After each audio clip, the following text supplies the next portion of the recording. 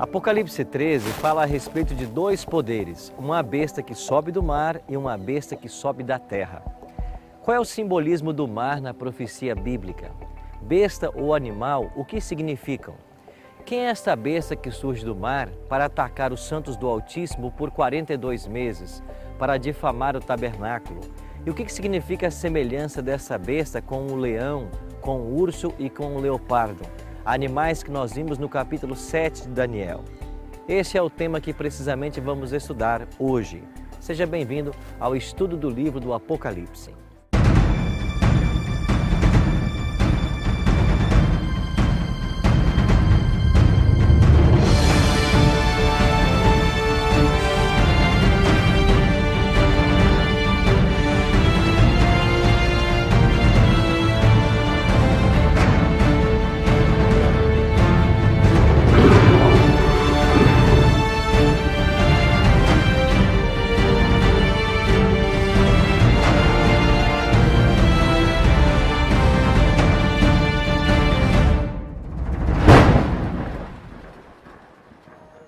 Olá amigos, sejam bem-vindos mais uma vez ao estudo do livro do Apocalipse. Hoje chegamos ao capítulo 13, um dos temas mais empolgantes desse livro. Vamos aprender um pouquinho mais a respeito de uma besta que sobe do mar. Eu queria convidar você a tomar a sua Bíblia e a ler alguns versos comigo aqui no capítulo 13.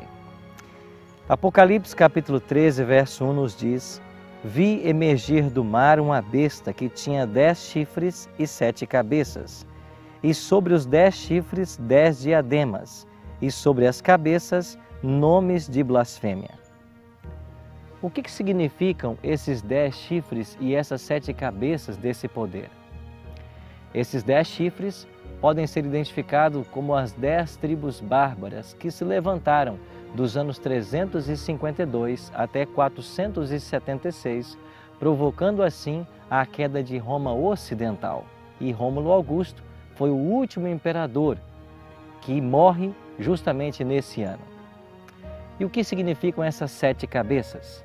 Em Apocalipse capítulo 17, nós temos um capítulo que nos ajuda a interpretar o capítulo 13. E o capítulo 17 nos diz claramente assim, a partir do verso 9. Aqui está o sentido. Quem tem sabedoria, as 7 cabeças são 7 montes nos quais a mulher está assentada. São também 7 reis, dos quais 5 caíram. Um existe e o outro ainda não chegou. E quando chegar, tem de durar pouco. Ou seja, essas 7 cabeças se referem a 7 montes. A palavra monte ou montanha na profecia também tem a conotação de império. De fato, 7 impérios perseguiram cruelmente o povo de Deus. Se nós contarmos a partir do Egito, que foi responsável por escravizar o povo de Deus por 4 séculos, nós temos no Egito esta primeira cabeça. Depois nós temos o Império Assírio, que foi responsável por destruir as 10 tribos do norte que estavam em Samaria, no cativeiro assírio de 722 a.C. Depois nós temos Babilônia, que escravizou o povo de Deus por 70 anos, e entre estes estava Daniel e seus 3 companheiros. Depois nós temos a Medo-Pérsia, a Grécia e Roma. Roma imperial era a que existia nos dias de João. E João está dizendo exatamente isso, dos quais 5 caíram. Egito, Assíria, Babilônia, Medo-Pérsia e Grécia. Um existe agora, o Império Romano. E você se lembra que nós já dissemos aqui que João foi parar na ilha de Patmos por ordem de um imperador romano, Domiciano. E ele diz também que um ainda não chegou. Quem é que não havia chegado no primeiro século? Justamente Roma papal, que só foi se estabelecer no 6º século, quando começaria o seu domínio de 1260 anos. Então, este poder aqui de Apocalipse 13 pode ser identificado como Roma, em suas 2 fases. Primeiro, Roma pagã ou imperial e depois Roma papal.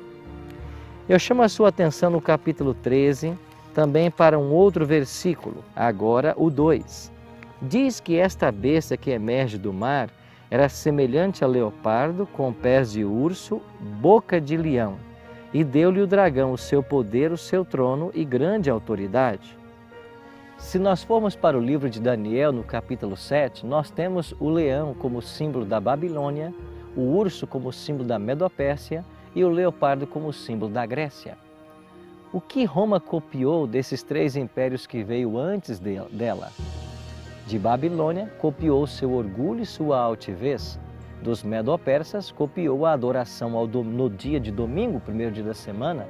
E dos gregos, copiou o seu panteão de deuses, sendo que hoje, vários santos, para cada dia do ano quase que temos um santo. Isto é uma cópia do que havia no Império Grego. Mas o livro do Apocalipse continua com outras revelações surpreendentes. O verso 3 diz: Então vi uma de suas cabeças como golpeada de morte, mas essa ferida mortal foi curada e toda a terra se maravilhou seguindo a besta. Esta ferida de morte pode ser identificada como a prisão do Papa Pio VI, por ordem de Napoleão Bonaparte nos anos de 1798. Terminava assim os 1260 anos de supremacia papal. Como o próprio livro do Apocalipse vai nos dizer no verso 5, foi-lhe dada uma boca que proferia arrogâncias e blasfêmias e autoridade para agir 42 meses. 42 meses na profecia significam também 1260 anos, o mesmo período de um tempo, 2 tempos e metade de um tempo de Daniel, capítulo 7. Assim, o poder papal é identificado como essa primeira besta do livro do Apocalipse. Mas temos ainda mais uma revelação surpreendente que o Apocalipse nos faz. Olha comigo para o versículo 6. E abriu a boca em blasfêmia contra Deus para lhe difamar o nome e difamar o tabernáculo, a saber, os que habitam no céu. Como que esse poder difama o tabernáculo? Tentando fazer uma cópia daquilo que havia no passado. Você se lembra que no antigo Israel havia o santuário, e lá havia o sacerdote que mediava pelos pecados dos povos? Pois bem, hoje nesse sistema papal, o sacerdote ainda continua abirrogando a si o direito e o poder de perdoar pecados. À luz dos evangelhos, isto é blasfêmia. E há ainda uma outra blasfêmia que os evangelhos registram, é alguém querer se colocar na posição de Deus. Quando o Papa assume a posição de vigário ou representante de Deus na terra, ele está pretendendo ter a mesma autoridade de Deus. E isso nos evangelhos, claro que é uma blasfêmia. Mas, ao olharmos para o Apocalipse, nós veremos que esta besta que sobe do mar, ela vai se unir a um segundo poder que sobe da terra.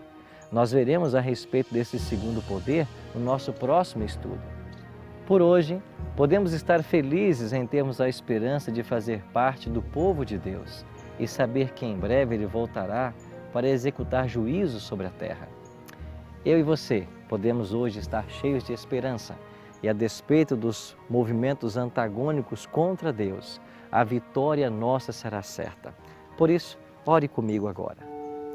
Bondoso Deus e Pai, muito obrigado pela promessa da Tua Palavra de que, a despeito das provas e circunstâncias adversas, o Teu povo sempre sairá vitorioso. Obrigado porque Cristo é a nossa vitória e nós queremos nos apossar dessa bênção hoje. Em nome de Cristo. Amém.